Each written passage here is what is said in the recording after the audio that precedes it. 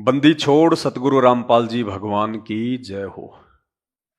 परमपिता परमात्मा, सारी सृष्टि के रचनहार, कुल मालिक, असंख्य ब्रह्मांडों के स्वामी, जगत गुरु, तीनों लोकों में प्रवेश करके सबका भरण पोषण करने वाले राजाधिराज, आत्माधार, नाथों के नाथ, देवों के देव महादेव, सर्वेश्वर महेश्वर, मृत्युंजय, अजरो अमर, आदि अनादि, सनातनी प्रभु, जगत पिता जगदीश्वर, श्री श्री 1008 की उपाधि के वास्तविक अधिकारी, अकाल मूरत, शब्द स्वरूपी राम, वासुदेव, सर्वगतम ब्रह्म, परम पूज्य, प्रथम पूज्य, परम संत, परम पुरुष, परम धनी, परम दयालु, हक्का कबीर, सत्य कबीर, अल्लाहु अकबर, अल्लाह ताला, जगत के तारणहार, जगत के मुक्तिदाता, जगत के जगन्नाथ, हारे का सहारा, दया निधि, दया के सागर, करुणा निधि, संत श्रोमणी सतगुरु रामपाल जी परमेश्वर जी के चरण कमल में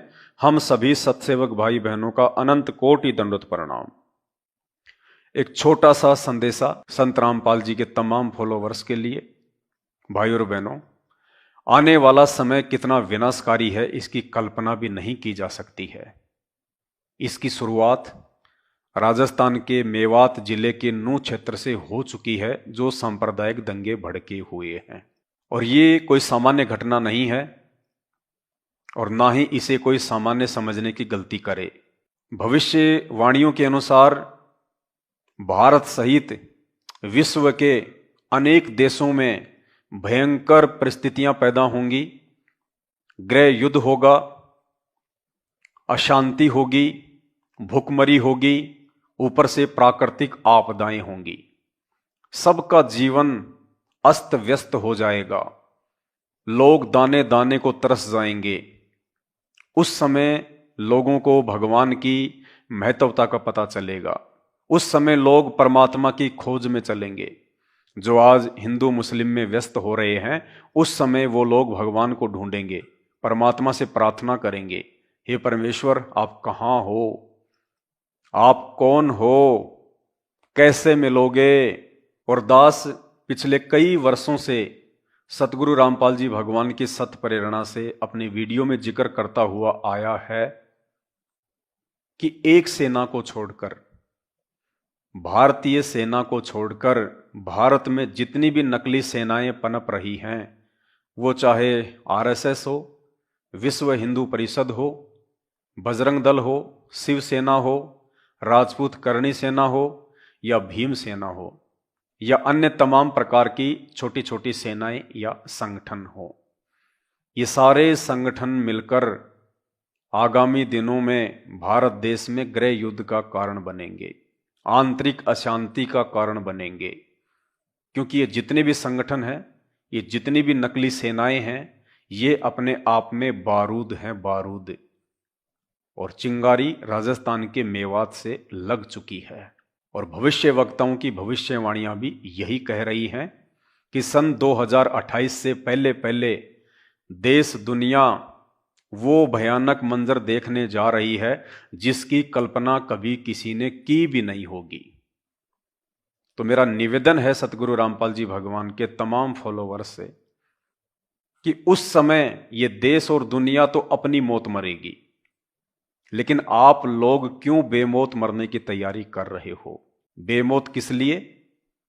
क्योंकि आप लोग मर्यादा रहित हो।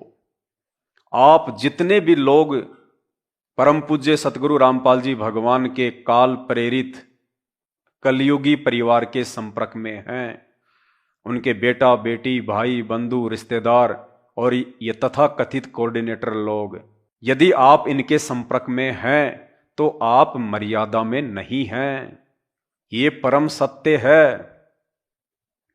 संत रामपाल जी भगवान ने सन 1994 से हमें भक्ति और भगवान के विषय में क्या पाठ पढ़ाया, कौन से कर्म करने चाहिए, कौन से कर्म नहीं करने चाहिए, इन सब के विपरीत उनके जेल जाने के बाद उनका ये कलयुगी परिवार भगत समाज को उनके भक्ति विधान, संविधान और शिक्षाओं के विपरीत सारे कुकर्म करवा रहा है। और सबकी मर्यादाएं छिन्न भिन्न हैं, सबकी मर्यादाएं खंडित हैं। जिसके चलते संगत में आए दिन भगत भक्ति करते करते भी अकाल मौत मर रहे हैं। भाई और बहनों, यदि आप बचना चाहते हो और अपनी भक्ति को बचाना चाहते हो और उस आगामी विनाशकारी समय में अपने को और अपने परिवार को सुरक्षित देखना चाहते हो, तो आपने मर्यादाओं में रहना पड़ेगा।